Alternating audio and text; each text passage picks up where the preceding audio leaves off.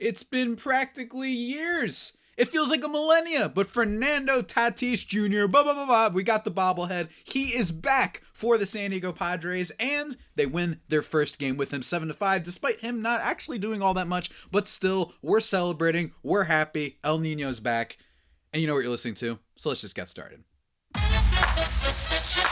You are Locked On Padres, your daily San Diego Padres podcast. Part of the Locked On Podcast Network, your team every day.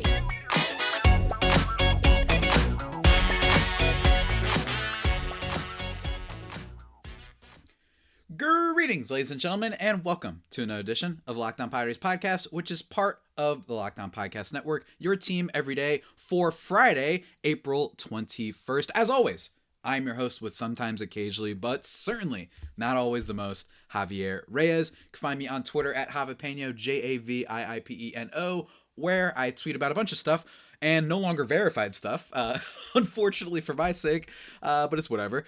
You can check out at LO_Padres if you want live tweets of the games and memes and all that stuff for only Padres content. Be sure to follow me on both, though. I'd greatly appreciate that. And of course, go check out the YouTube where you can see my small collection of little homies I guess I got here on the bottom with the bobblehead Tatis and Pac-Man from Michael Waka, who we're going to be talking about today. And of course, I must say thank you for making Locked On Padres your first listen every day. We are free and available on all platforms. Also, download the Game Time app. Today's sponsor, create an account and use code LOCKEDONMLB for $20 off your first purchase. Last minute tickets, lowest prices, guaranteed. Go check out Game Time. And it is time, ladies and gentlemen. We've been waiting for a very long time. Look, it's for those who follow the Locked On Padres Twitter account. I have had the name of it as Locked On Depressed Padres for 18 months practically. Ever since the Fernando Tatis Jr. news came out that he was hurt, I changed the name to Locked On Depressed Padres. He was out for half the season. And then, those who remember, I changed it back to Locked On Padres after they signed Juan Soto, or I should say traded for Juan Soto, after that amazing historic deadline. Because a lot of people were like, how can you still be depressed? Bryce Patrick, Locked On Rangers host, the diva that he is. Stop complaining, Avi, all this stuff. The crybaby that he can sometimes be. And then what happens? Then he gets announced for the suspension the next day. But now we are back to regular Locked On Padres, no longer depressed, because last night, for the first time in quite a long time, Fernando Tatis Jr. played some baseball game, and it was thrilling. Let me tell you, it was thrilling. He goes 0 for 5 in this game with 2 strikeouts. So he doesn't actually do anything in this game, but him just being back, it's possible that apparently he just woke up the Padres lineup because they win this game 7-5, and it wasn't because of him, but just having him there, having a peak, finally. This is what we were teased with this last year at the deadline, except this to a greater degree. Having Tatis leading off, then Soto, then Machado, and then Xander Bogaerts is the stuff of dreams. This is like, no matter, and Padres fans, and including myself, I've been admittedly egging on some of the Padres fans with tweets being like, are we concerned about Machado? Is the Padres offense dead? Admittedly, I've been egging it on a little bit, but in all intents and purposes, this is still like an incredible time to be a Padres fan, even if they've started out, 10-11 record. They're not hitting with runners in scoring position all that much. Manny's been having a slow start. It's just so incredible that this is the team that they have these 4 superstars at the top of their lineup. And I still remember when, not so long ago, Seth Smith was the best offensive player on the Padres. You know what I mean? Or Chase Headley. Like, now we're looking at generational talent, and it's awesome. And you could feel the excitement watching Tatis take that first at-bat, and it was legendary. It was epic. And unfortunately, he doesn't do much with it. Again, in this game, he goes 0 for 5 with 2 strikeouts. And the beginning of the game was a pretty, inauspicious start for the Padres. Not great. 3 strikeouts from 3 superstars with Tatis, Soto, and Manny all going down on strikes. That wasn't great. That wasn't great whatsoever. I will say with Fernando Tatis, while he did go 0 for 5 in this game, he does make a nice defensive play in the 8th inning. Getting a really great start, getting a really great jump, showing off that speed, showing off that athleticism, and after he makes the catch, kind of throwing himself intentionally against the wall out there in the Arizona Diamondbacks facilities outfield. I'm saying outfield facilities because I forgot what the heck their ballpark is called. But throwing himself into that, even seeing him do that and kind of like, it's just a Tatis thing. I don't know how to explain this with the right words, but seeing him make this nice little catch that is not going to be on any web gems or SportsCenter top plays because it wasn't a diving catch, but showing off that speed and just kind of like throwing himself against the wall there. I don't know. There's just something about it that's so Tatis. Tell me in the comments if you felt the same. It's just that little thing. And yes, I am overlooking. I am absolutely extrapolating a very small, tiny detail just because it's Tatis. But nonetheless, I don't care. I'm so happy that he's back.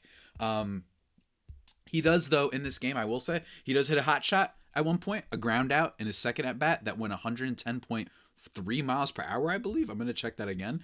But just to show you that, look, man, that means a lot when you're hitting the ball as hard as that. And I still am of the belief, and I know that some Padres fans may not love it, but, you know, over the offseason, people pointed out, look, he could still be a little bit lesser. It's totally possible that he comes in following the shoulder surgery and is a little bit less. This isn't that, maybe not a 150 WRC plus guy, but maybe more like a 135 guy. And that's still great. And that will be great for this Padres lineup, right? That's not an indictment of him going forward years ahead, but nonetheless, it's still really, really, really exciting to have him back.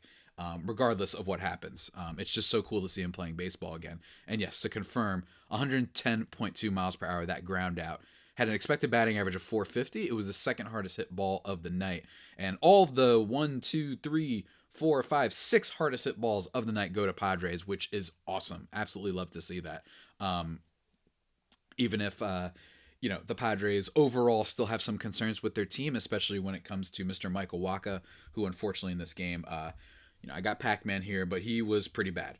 As I get an unnecessary rude alert from Yahoo Sports, Tatis Jr. has awful game in return. Did you need to put awful? Come on, Yahoo Sports. Couldn't you just say Tatis goes hitless in first game? I'm looking at it right now. Does anyone see my phone? Maybe it's like the second one or whatever. I don't know. If you're watching the video on YouTube, you can maybe see it. That was just rude. So come on, Yahoo Sports. That was mean. But this game wasn't about Tatis necessarily in terms of the actual result. It was about him, but he wasn't the reason why the Padres end up winning 7-5. But as I was saying before I was distracted, Michael Wacha was not good in this game. 4 innings, 5 earned runs on 10 hits, walked 1, struck out 3. I said it at the beginning of the year. I said it in the offseason, like the Michael Wacha pickup. Weird contract, I will say, the little double option very weird contract, but I liked it because I thought, look, the Padres don't necessarily have a 4th and 5th starter that we know has a lot of experience being a starter. Seth Lugo has looked pretty okay in his appearances, but in fairness, he's coming out of the bullpen. That's not a shot at him. It's just he's a bullpen guy. He's a reliever, and you don't know how that's going to go. Although I have some optimism that he's going to transition at least decently enough. They bring in Wacha as a guy who's been proven to at least give you innings and perform at a major league level.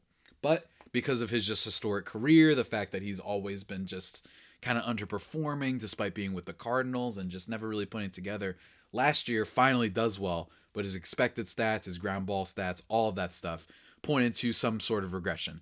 And this year, he started off on fire, right? Freaking everybody out. In the first game, he gives up 4 runs, but it actually wasn't totally his fault. It doesn't say it says they're all earned for Michael Wacha, but I remember that game on April 2nd. Some errors from the Padres infield. I believe that was the game in which there was a weird double play that didn't get turned. Juan Soto might have dropped the ball on the outfield, so maybe not entirely all earned runs.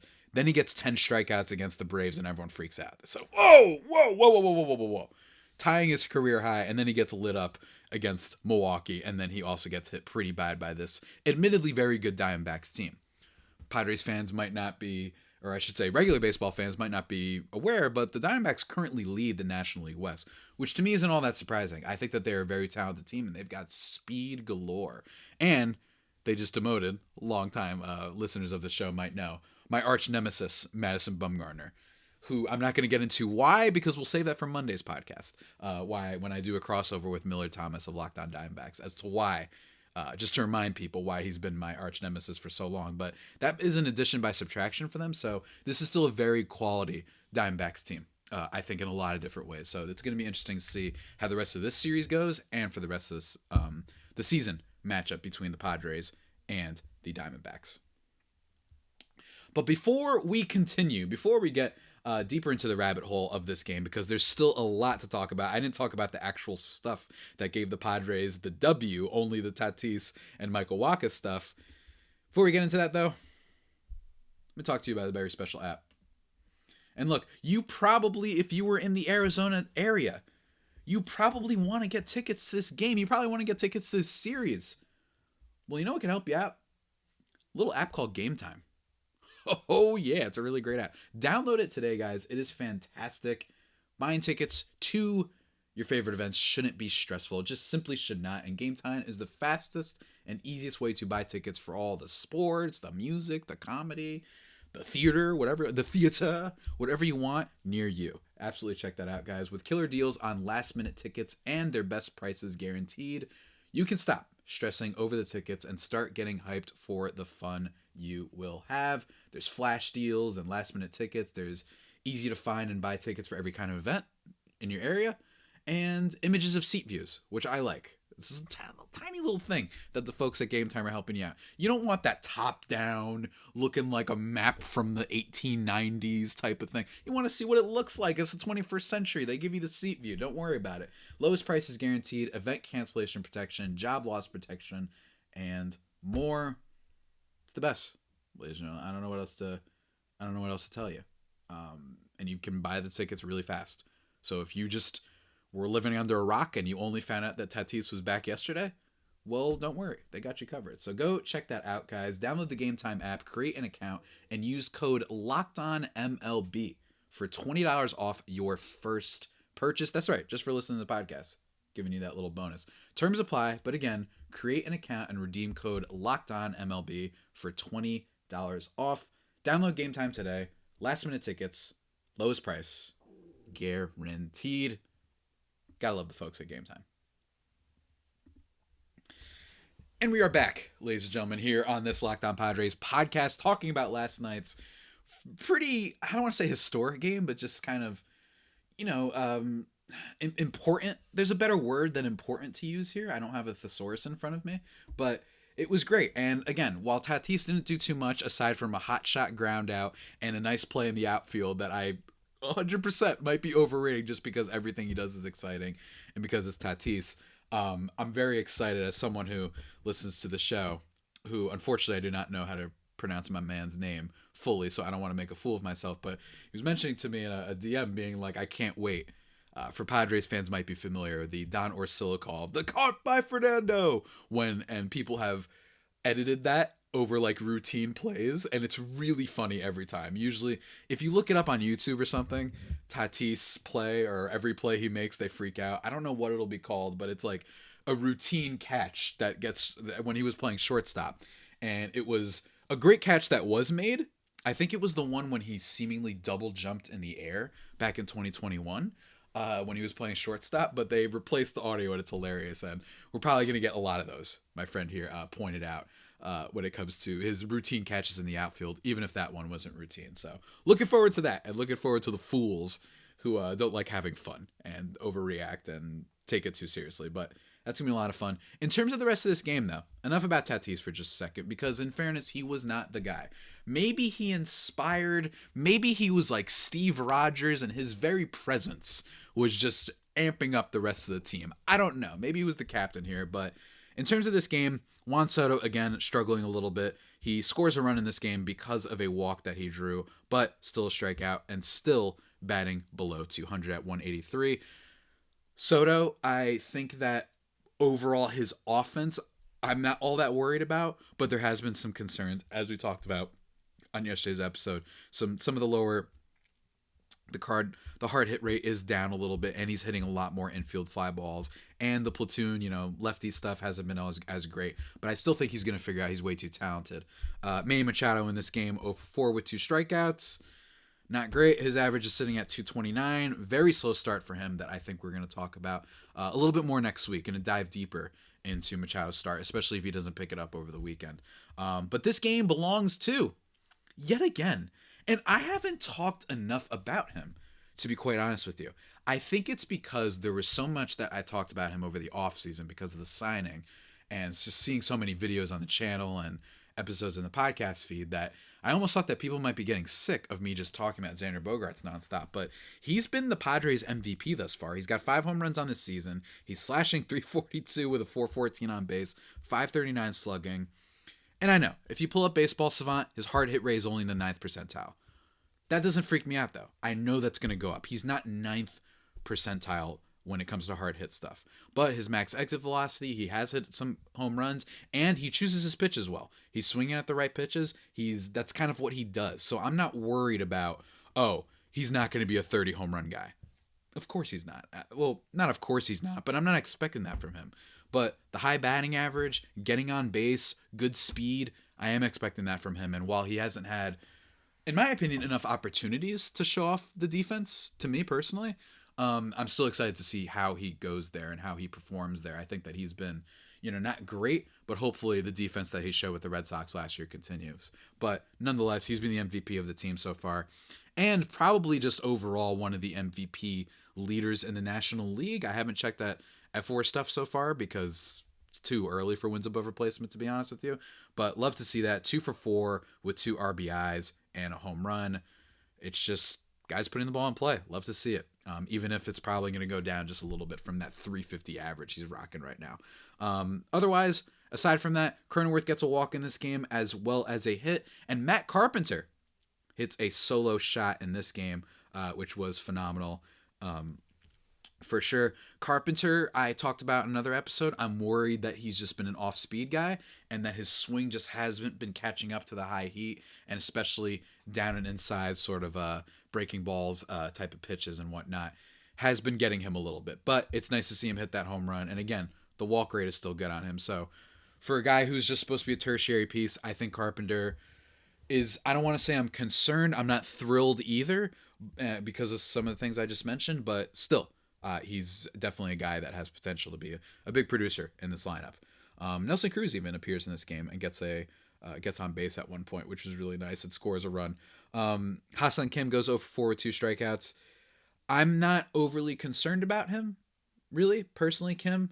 But I will say that I have not seen anything to suggest that his offense is going to be better than last year. I have not seen him swing at the right pitches. He's been striking out a lot, and I was hoping that he would pull more balls to the left side, to the left field, and make them more fly balls because he does tend to have more of his power towards the pull side, but he has not put enough of them into the air. This is not a Jose Bautista type transformation happening for him, but I still think he can be an average 103, 104 WRC plus guy with great defense, and that's fine on this team. But so far, have not seen that he's going to improve. I was excited at the beginning of the year, but so far it doesn't look like there's been too much of a change overall in his approach. He's still getting hit by some high heat stuff as well. But the real other thing that we got to talk about is Trent Grisham, who's kind of the big RBI producer in this game. Not only does he draw a walk, which he sometimes struggles with a little bit, but he cranks 4 RBIs with 2 doubles in this game, really hitting that crap out of the ball. I mentioned that Tatis had the second hardest hit of the night. Grisham had the hardest hit of the night, 112.3 miles per hour off the bat, resulting in a double. That was the one that went really far behind the center field, Alek Thomas. That was great. Love to see it. And he also had the third hardest hit ball of the night. So Grisham, he is not swinging at the first pitch as much this season, but he is swinging at more stuff outside the zone. He's being more aggressive. He's not just waiting only. He has a decent eye at the plate. He has a decent eye. He's not swinging at absolute nonsense. He's not Javier Baez out here. I hate that, everybody. Every time someone talks about bad swings, Javier Baez is the first player people bring up. It's just too easy. The guy makes it too easy. But just looks a lot more aggressive at the plate, and he's barreling the crap out of the ball. I mean, seriously, just a lot more than before. And last year, I swear, for the first 3 weeks of the season, slow dribbler to first base, slow dribbler to second base. Just the amount of times I saw him just jogging to first because it was such a poorly hit ball, that's changed. And I really, really am excited about this guy because if he's just a little bit above average with that defense and he makes a diving catch in this game as well, he's kind of the MVP of the game, Trent Grisham. And I love to see that. At first, I thought he messed up his hand. He pulled up and looked at it all funny, but making some great defensive plays, including a diving catch. Love to see that. Trent Grisham, solid player, and some people might say I was hating on him absolutely true. I was worried that the offense wasn't going to get better. I didn't necessarily believe in all the hard hit stuff in the second half that he had last year, but I think I was wrong. I really think he's improved. I think he looks much better and crisper at the plate. Still has some strikeout problems. Still doesn't walk as much as I would like, but not terrible. But he just looks great, especially for a guy who's sometimes a 9-hitter on this Padres team. So love that from him. Love that from the guy. And I was only pro trading him if it meant that they might get Pablo Lopez. That's what I was potentially in favor of. I was potentially in favor of that, but it turns out he's just got center field on lock, and he's too valuable as an asset there. So still love to see it from the guy. Really good stuff from our boy Grisham. And yeah, there's not much more to say about that. But I do have a lot to say about our next sponsor, ladies and gentlemen, before we kind of close out this very fun episode celebrating the return of Mr. Fernando Tatis Jr. We must discuss something else. It's called Ultimate Pro Baseball GM. I've talked about it on the show before, and I'm a big video game head, so I feel like I can attest to video game stuff more than most folks. And Ultimate Pro Baseball GM, let me tell you, everyone wants to talk about MLB The Show. You got your hipster friends who are like, nah, man, it's all about backyard baseball back in the day, or the bigs, or whatever. I did not play the bigs, so I can't attest to that part of the statement. But the other two, look, man, if you just want something that's on the go, if you want something that you don't have to be online for and have to worry about software updates, just a smaller game that you could take on the go and be happy about it and pretend that you are AJ Preller, Ultimate Pro Baseball GM is where to go, ladies and gentlemen. You hire the right coaches and staff, or the wrong ones, and then you get fired.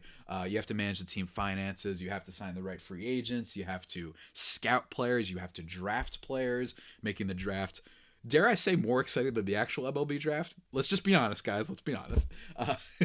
Not always the most exciting for people because you're not going to see those players in so long, but a game is different.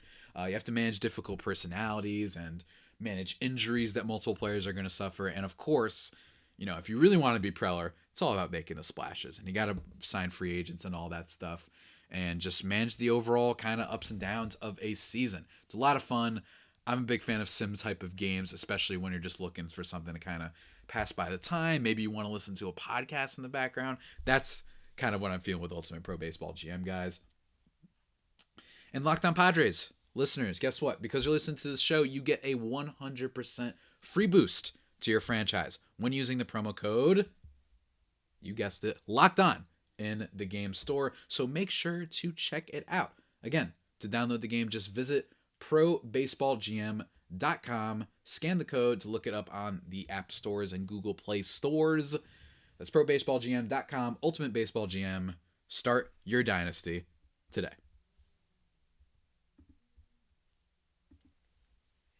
And we're back, everybody, here on the Locked On Padres podcast, winding things down as we kind of just really excited about Tatis being back, man. It's great. It's so great. Again, that was a rude headline from the homies over at Yahoo Sports. Really didn't appreciate the word awful being used in your headline there. I've got some beef, but nonetheless, it was still really great. The last thing I kind of want to talk about is Padres bullpen. Yesterday it was announced that in the transaction, or I should say basically the transaction of activating Fernando Tatis Jr. off of the IL, that Robert Suarez was moved to the 60-day IL. And I have not seen an update just yet. Maybe I haven't been paying attention, but that's unfortunate because Robert Suarez, I thought, was I know everyone freaked out when they first extended him. I thought it was them getting ahead of the curve on the Josh Hader thing and saying, we think Robert Suarez is awesome. He's our closer of the future. And we think Hader is going to make like 120 plus million, right? Like he's going to reset the market for what Diaz got. I think that's potentially what they're looking at. So they said, that's okay. And, you know, instead he's been hurt. And we haven't had a lot of details on this. And I'm going to kind of look up right now just in case there's something that I missed. But he unfortunately is still hurt and it stinks. And they moved him to 60-day IL. But I will say, despite that bad news, what might have served as a bad omen, dare I say, for the game last night, that doesn't happen. The Padres bullpen was electric. Despite Michael Wacha getting absolutely torched for 10 hits and 5 runs to like really bad stuff, he threw some wild pitches as well. Granted, a little bit on Austin Nola behind the plate. He was really bad and just not doing the work. Brent Honeywell guy that I've been talking about a lot, who I'm just so happy is doing well, considering kind of the adversity of a major league player being drafted so high and just kind of being destroyed by injuries. He really seems like he's carving out a role for himself. 2 innings in this one, only gives up 2 hits, no earned runs, gets a strikeout across 40 pitches. Really cool. He did have an errant throw to first base that was bad. That got away from him, but it's okay. It happens every now and then. You know what I mean? Especially in an away game and an away crowd. But I liked his stuff. I just think that his stuff has more upside than some other guys in the bullpen. Nabil Crismatt being one of them, and maybe even Tim Hill. But Tim Hill in this game, 1 inning, no hits, 1 strikeout. I still like Tim Hill. I think that last year he was hurt. I don't know if that was confirmed or not, but I think last year he was hurt. He was not getting any strikeouts last year, and well, I think he's a little bit more of a specialty type reliever who in the right matchups, you're going to really love this guy. And in the wrong ones, he's going to throw stuff too high, maybe even hit a batter potentially. Not Austin Adams from 2021 level of hitting batters, but still, like, he does scare you with that a little bit sometimes, the way he pitches. But still, he can be effective in the right situation. But Steven Wilson, 1 inning, 2 strikeouts on just 11 pitches. He's got a sub-1 ERA, and I'm buying it. I'm buying the strikeout stuff. He showed this last year. He showed this with some off-speed stuff. He targets the plate really well. He just kind of faltered a bit. You know what I mean? But last year he did show some really awesome flashes. So if a Honeywell and a Tim Hill and a Steven Wilson are going to step up, and I think Luis Garcia is a very quality kind of just steady reliever, and I think he's going to be a lot better. I know his ERA is a little bit up there because he got lit up to start the season. Those 4 guys I think are going to be really awesome. I'm worried about Nabil Crismatt, and I'm worried that Robert Suarez is going to have a little bit of a lost season here. You also have to look forward to potentially the return of Drew Pomeranz, who started an assignment the other day.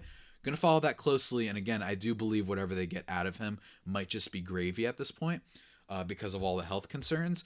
But when Drew Pomeranz is back, Padres bullpen, man, it's going to make up for the potential deficiencies in this starting pitching lineup. I think it was really good last year, and I think it could be really good this year, especially with a full year of Josh Hader, who, of course, 10 pitches, no hits, no walks, gets a strikeout. His whole thing, and this is a good thing, he beats himself. Sometimes when players are able to hold off on the fastball, I remember in the Mets game from last week, he threw nothing but balls to, I believe it was Francisco Alvarez. Nothing but balls. If he had just not swung, he would have gotten a walk. But when players are swinging, they're not making contact. And when they are, it's little dribblers. It's barely a single. He looks back. I like to, as many other content creators I imagine do, I'm not above maybe hiding some of my bad takes every now and then. Like, I try to skirt away from it.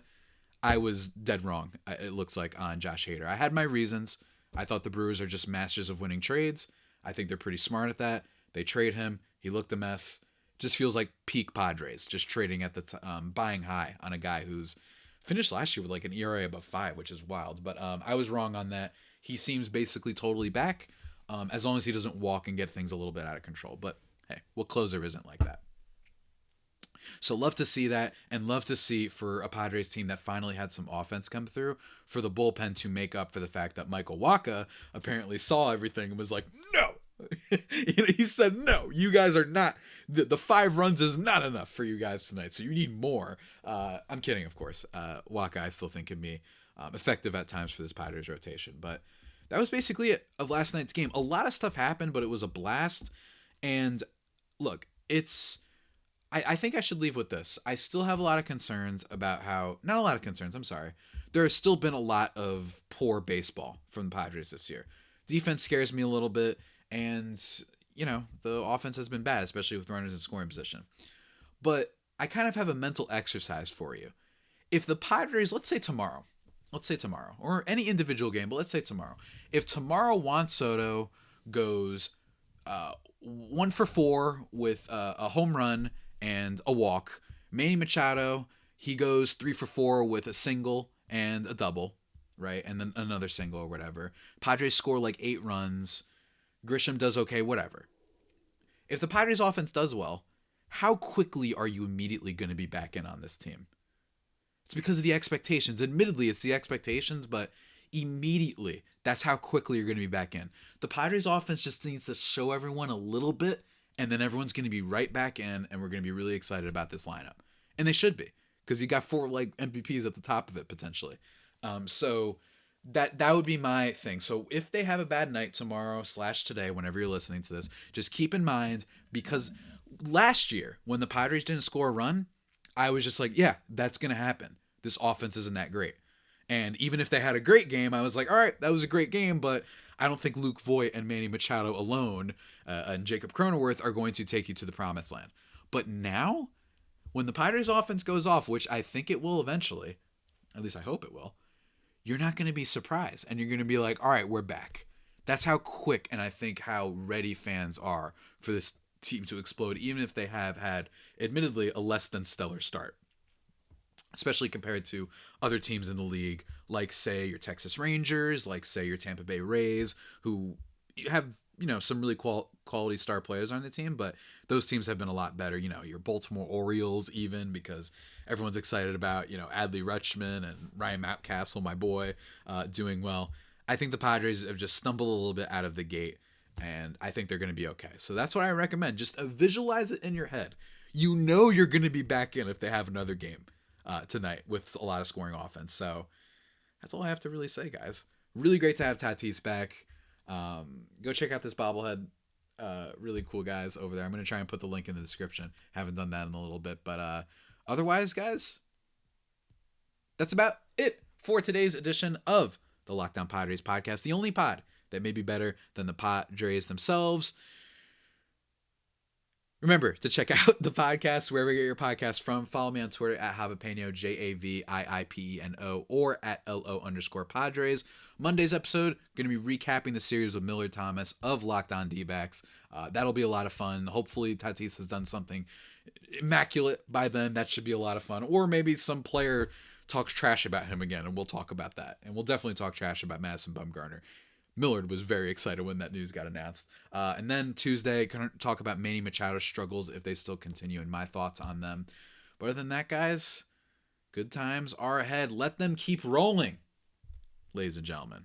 And until next time, stay safe and, of course, stay faithful. My Friday Faithful homies, take care.